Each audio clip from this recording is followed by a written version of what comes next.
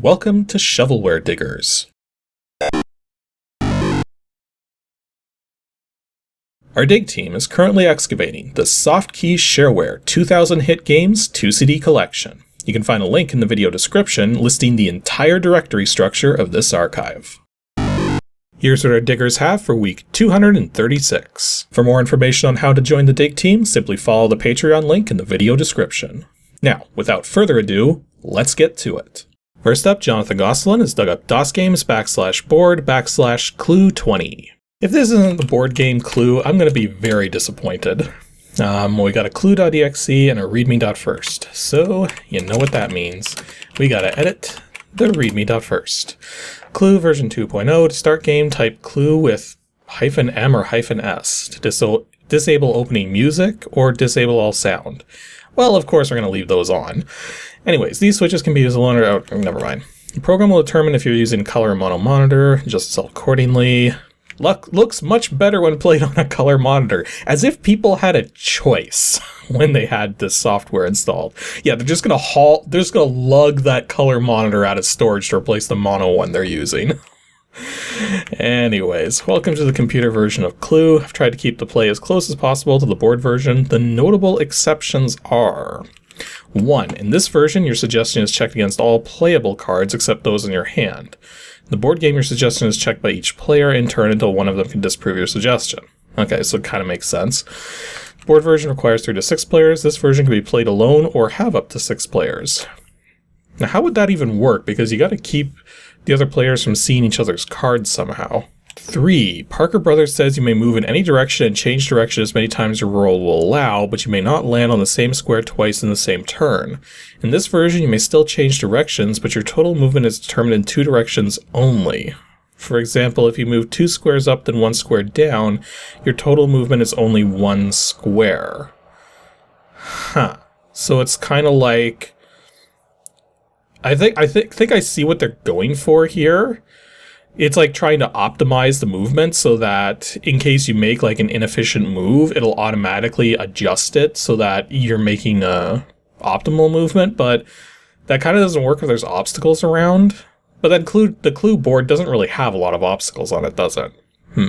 Uh-oh. This version requires a printer for the detective notepad. Hopefully we can play the game without having to worry about that, otherwise we're in trouble. But anyways, instruction includes part of the EXE, or this game is a further exercise in learning the C language. Okay, so there is a chance this is not going to work perfectly. Also, right at the end here, since this program is free, you get what you pay for, most of the time, I assume no liability for the use of the program with regards to your computer, home, job, marriage, or love life. Okay then. Anyways, so, Clue.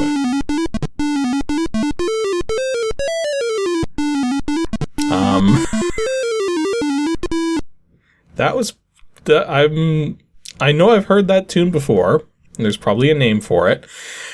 But it sounded a little too fast there. Anyways, you want instructions. Default, yes. The way... I'm not going to... Normally in computer terms, if you want to indicate which key is default, you make it capital. Anyways. Instructions for Clue. Here, these are the instructions contained on the box of Clue from Parker Brothers? So, okay, you're making your software public domain, but you're plagiarizing an instruction sheet in the process. Okay. Okay, I see what's going on here. So everything in blue, everything in the blue text is copied from the instructions, where everything in the purple text or magenta text is what the author's written into the program here. Yeah, I got a funny feeling this is not going to show things on the screen. We'll actually have to print stuff. Oh boy. Well, let's just see what happens here. So first, detective, sign in, please. And you can be one of the following characters. If this works, I will be, I'll be Colonel Mustard. And then I'm guessing just hit enter to skip on someone. Please make sure that your printer is on and ready to print. Yeah, this is about to fail spectacularly. Or just sit there. Also, I just noticed that copyright is spelled wrong. Interesting. So even though the printing obviously failed, the game didn't actually make a check to see if the printer actually succeeded or not. So that's kind of unusual. Usually a programmer is going to at least have some kind of check to make sure there's not like an error state on the printer, but apparently that's not what's going on here. And yeah, at the moment it's going through all the potential suspects and brooms and weapons. So, also Ms. Peacock is kind of difficult to see because of the dark blue there. So yeah, it doesn't look like I'm going to be able to tell what my cards are. Which, well, I guess we can just keep playing this a bit just to see how this actually works out, but without being able to see that sheet that it would have printed off for me, it kind of makes playing the game a little... Ah! What kind of a dice rolling noise was that? It was like a freaking Hornet or something come to destroy my computer. What? Holy jeez. Okay, well I guess I rolled a 5 from the Hornet die. Move character 1, 2, 3, 4, 5, and then return to accept. Continue game. Didn't the other players move?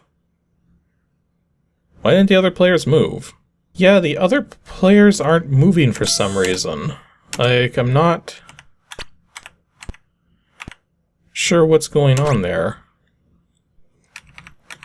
I guess make suggestion. So let's suggest that it's Mr. Green with the...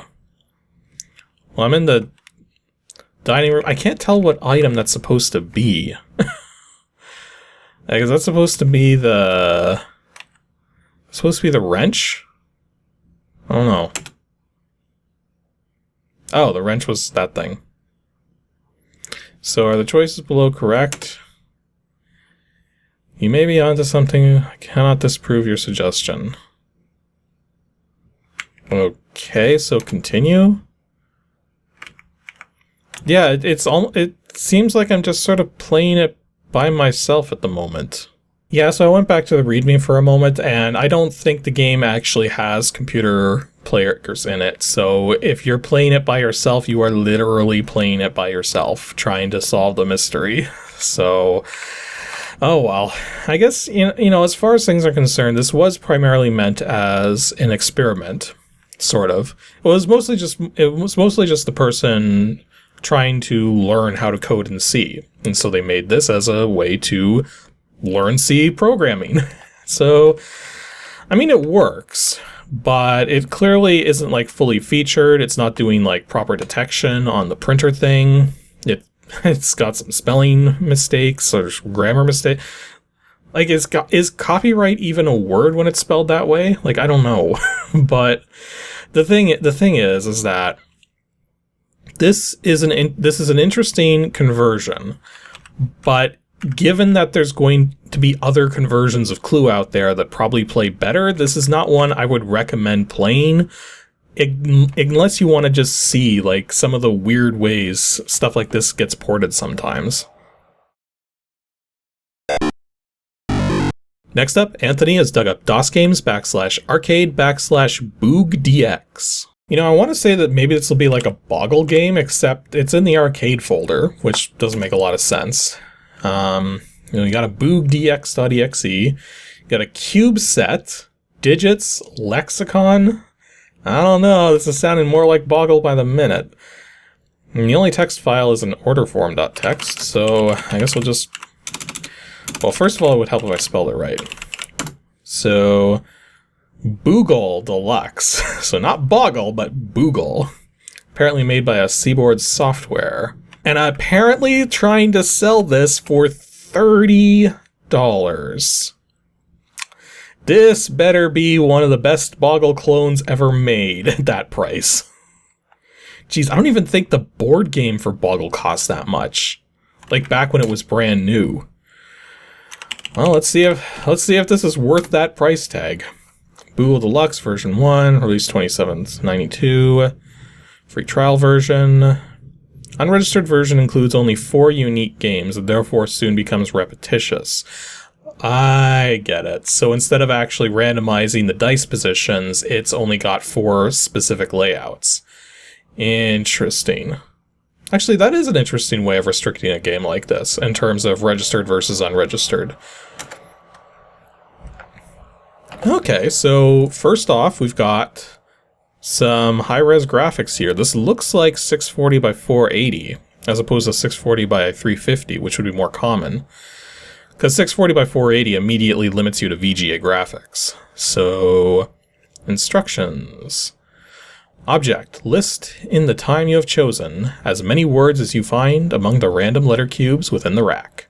To list a word, move the mouse cursor to the first letter in that word, press and hold the mouse button, and drag the cursor to the next letter in the word. Oh boy, we've got a Boggle game with controls like that. On the plus side though, it says here that the words can be at least 3 letters long. So, last time we had a Boggle game on here, it had a minimum letter count for 4 letters for each word, and that was kind of throwing me off. But anyways, during play, the arrow buttons may be used to rotate the rack 90 degrees. Okay, that's kind of interesting. Also, I'm noticing that the letters can appear in different orientations on the title screen here, which suggests to me that on the actual grid, the same thing might happen. So let's play. So we can set a grid size between 4x4 and 5x5. We can set a time limit. Our opponent can be either a genius, average, smart. Okay, so average, smart, or genius. We'll just put on average, just to see. Oh, so we can actually turn the aligned cubes on and off. Huh. Well, let's just leave it off, just for fun. So begin game. Okay. So I immediately see pad and pat. Also tap. Okay, doing the diagonals is a little tricky. We got tape, and we got taped, as well as tapes. And then sip, and then pie, but also pies. Ooh, there's state, but also states. And then, do we have anything else here? We got was. We got what. Is pied a word like this? Like, what happens if I put in, like, something wrong? Okay, so it isn't actually actively checking, so some of these might not be in the word dictionary in here. Ooh, and another 6-letter word right here. Wasted. Also wastes, technically, right? And we're almost done here. Still seeing a few more words, but can I get it in time? Got it in time. Okay, so tape is not in the dictionary. You're charging $30 for a Boggle clone, and the word tape is not in your dictionary. What the freaking heck? And of course, taped isn't in the dictionary either. Or tapes. Pie is not in the dictionary? How is pie not in the dictionary? Pie is like one of the most basic words possible. State is not in the dictionary. You're charging $30 for a program that's missing a whole lot of words.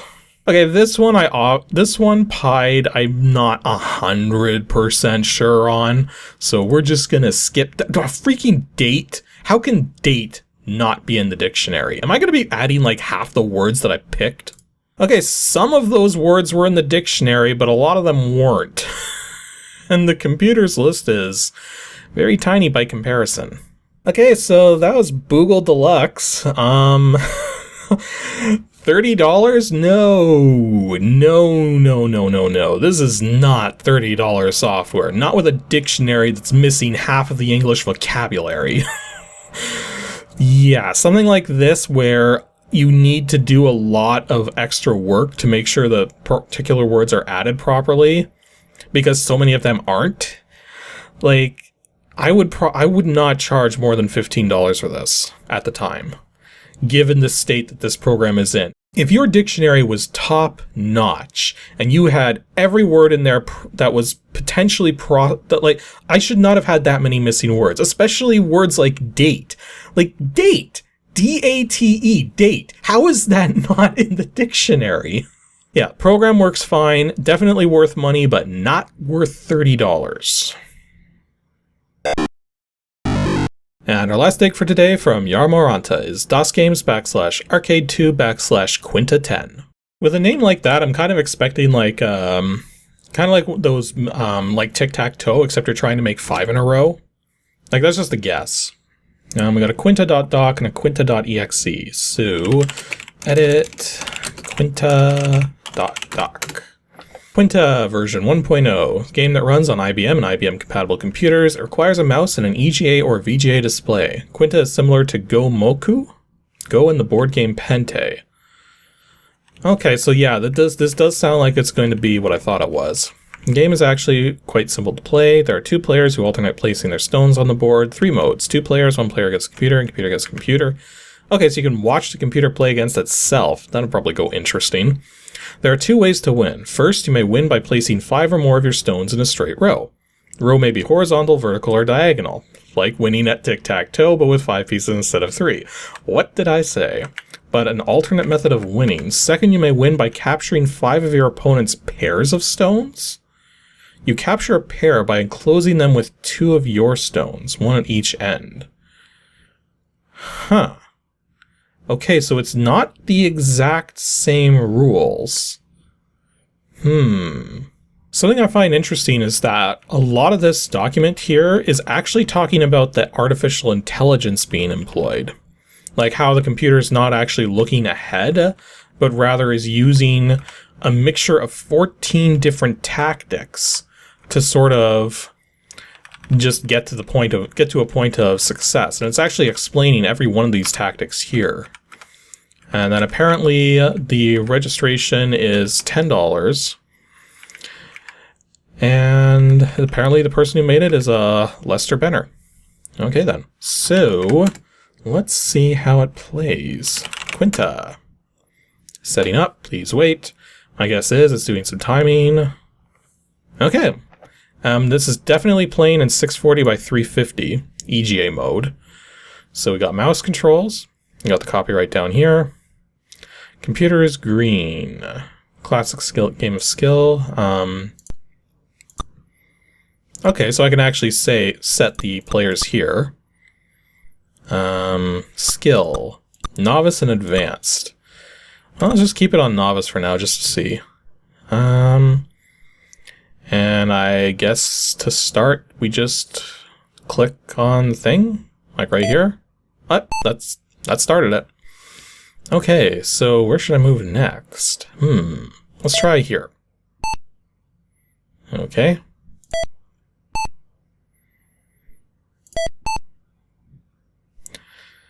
So I kind of expected that would happen, that the computer would keep me from making a row of 5. But let's expand on this a bit.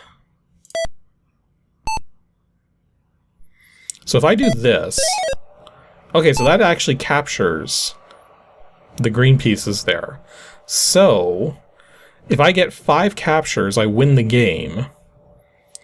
But if anybody gets 5 in a row, or if the computer gets 5 captures, then that also wins the game. Okay, so from this point, I think what I want to do is go here.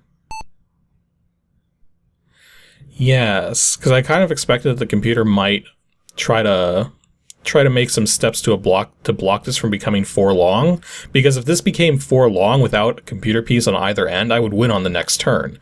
But because I did that, and because he moved there, I can now capture this group of 2.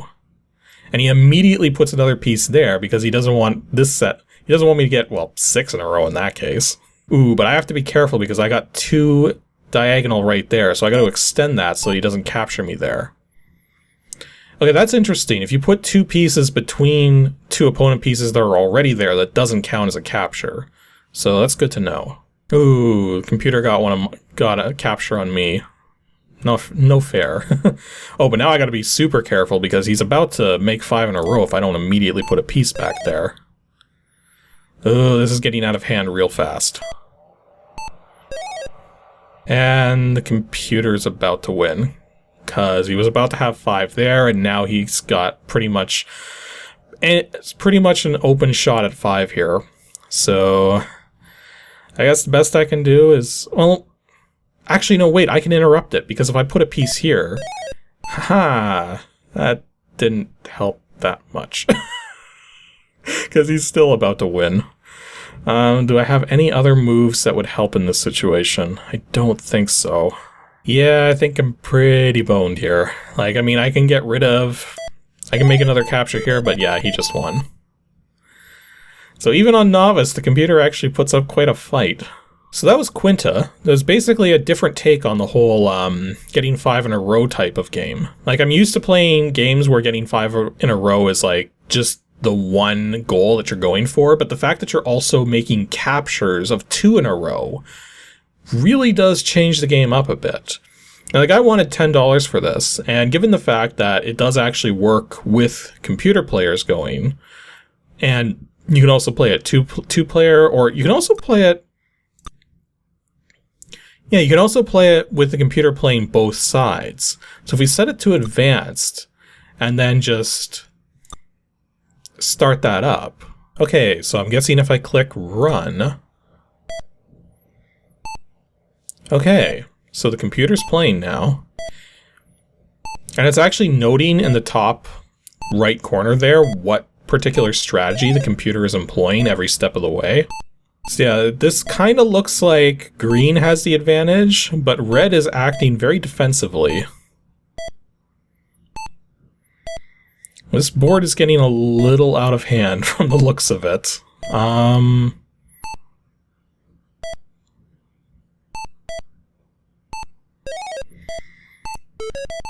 Yeah, I had a feeling green was going to win that. Green seemed to be dominating the control on the board there. So yep, that was Quinta.